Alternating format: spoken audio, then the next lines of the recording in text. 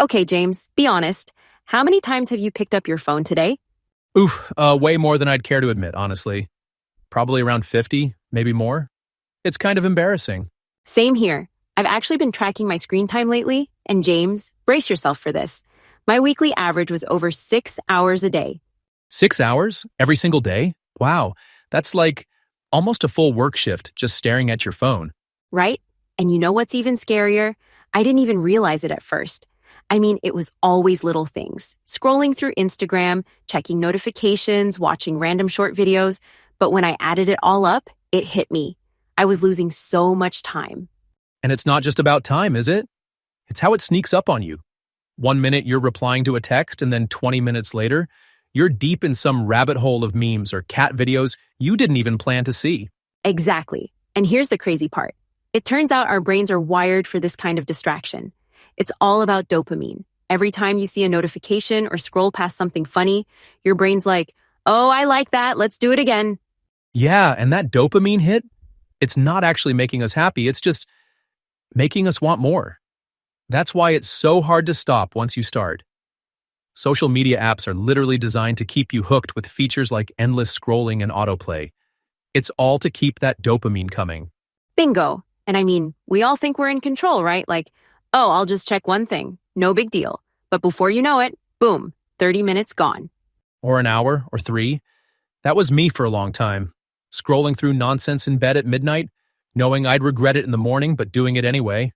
Yeah, same here. Actually, speaking of midnight scrolling, I remember one night I checked my screen time. 7 hours. 7? I felt like my phone owned me. That was the wake-up call I needed. Wow. 7 hours really puts things in perspective. It's like, how much of your actual life are you trading for screen time, you know? Exactly. And most of it wasn't even productive. It was just mindless. It's kind of scary to think about what I could have been doing instead. Learning something new, spending time with people, or just like existing without a screen in front of me. Totally. It's like this endless loop. Checking your phone to relax, then feeling more stressed because of all the time you just wasted. And then you check your phone again to numb out. It's vicious. Oh, for sure. And once I realized I wasn't in control, that's when I knew something had to change. After deciding I needed to make a change, I started noticing just how much phones mess with everything. Our concentration, sleep, even our happiness. It's kind of mind-blowing when you think about it, right? Yeah, it's crazy. I mean, I've noticed it myself. Like after scrolling for hours, I'd try to sit down and work or read something, and it's like my brain just couldn't keep up. It's like it forgot how to focus. Oh my gosh, yes. It's that constant need for stimulation, you know? Like anything slower than a cat video feels unbearable. It's wild how much that affects real life. Totally, and it's not just focus. For me, sleep was a big one. I used to keep my phone next to my bed scrolling until my eyes were burning, and then I'd wonder why I felt awful the next day. Exactly. That late night scrolling is such a trap. And guess what? I found out that when we stare at our phones at night, the blue light actually tricks our brains into thinking it's daytime. Right? It's messing with our natural sleep cycles, our circadian rhythm. And it's not just that. It's what happens the next day. You wake up groggy, over-caffeinate, and then guess what? You're back on your phone because you're too tired to do anything else. It's like this cycle we can't escape. Ugh, the struggle is real. But I started making my phone, like, super boring, and it actually helped. James, have you ever tried going full grayscale mode? It's life-changing. Grayscale? Oh yeah, I tried it for a while. No colorful icons or bright notifications. It's amazing how much less tempting your phone looks when everything's just gray and dull. Right? And honestly, it wasn't just that. I took all my social media apps off my home screen. Like, if I really wanted to check something, I had to search for it. And let me tell you, those extra couple of seconds made all the difference. That's smart. I did something similar but went a step further. I turned on Do Not Disturb mode for an entire day, and Grace, I swear it was game-changing. No constant pings, no buzzing distractions. I actually sat down, worked for hours, uninterrupted. It felt peaceful. Oh, I love that. It's amazing how removing even just a few distractions makes such a big difference. And let's be real, most of those notifications aren't even important. Exactly. And when I started using it regularly, I realized how much time I wasted just reacting to my phone. Like, imagine how much we could accomplish if we weren't glued to our screens all the time. Honestly, it's like my whole perspective on using my phone has changed. It's a tool, not a toy, you know? You know, James, after taking things like do not disturb mode and grayscale seriously, I realized something else. It's not just about stopping distractions, it's about what we do with that time instead. For me, I started reading again.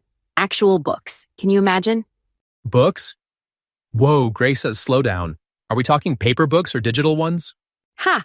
Paper books, James. I'm keeping it old school. There's something so nice about flipping a page instead of, endlessly swiping.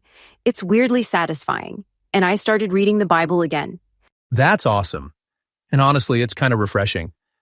I started calling people instead of texting, like full conversations.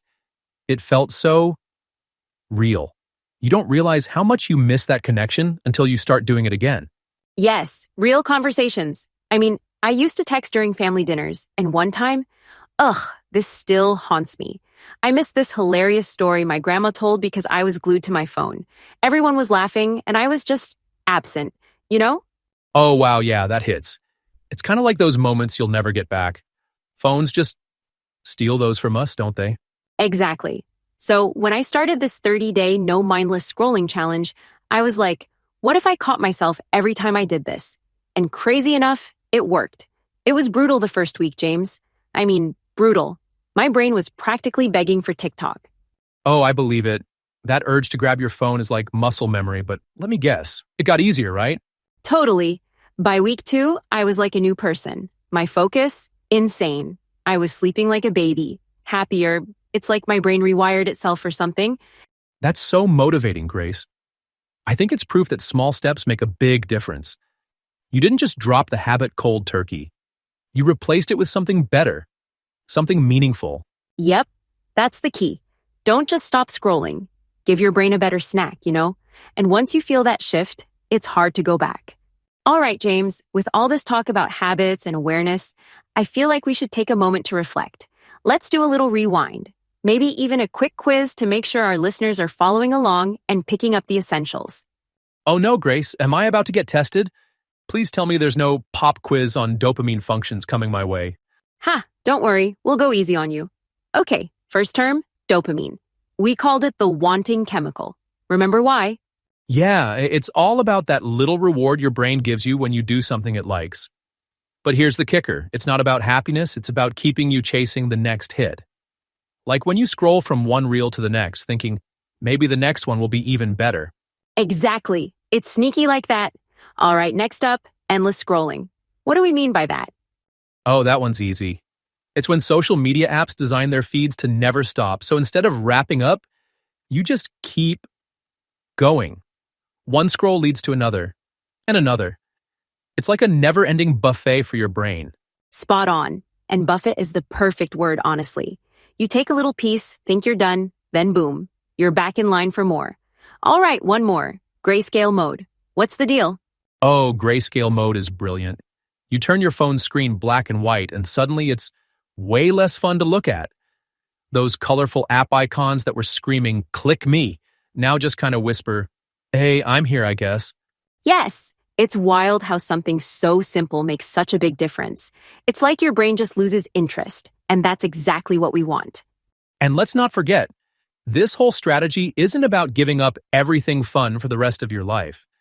The point is to break that automatic reflex to scroll and actually be intentional with how you use your screen time. Couldn't have said it better myself.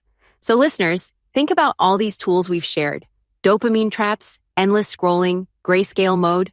It's all about reclaiming your focus, one small step at a time. Wow, James, what a ride. Reflecting on everything from dopamine traps to grayscale mode, I feel like we've given our listeners some real tools to start taking back control of their screen time. It's exciting to think about the small changes they can make starting today. Same here, Grace. And if even one person out there feels inspired to make a change, I'd say we've done our job. Absolutely. All right, folks, here's your mission. First, don't forget to download our free study guide that dives deeper into everything we talked about today.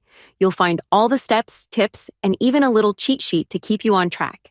And hey, if you know someone who's glued to their phone 24/7. Seriously, we all know someone like that. Share this episode with them.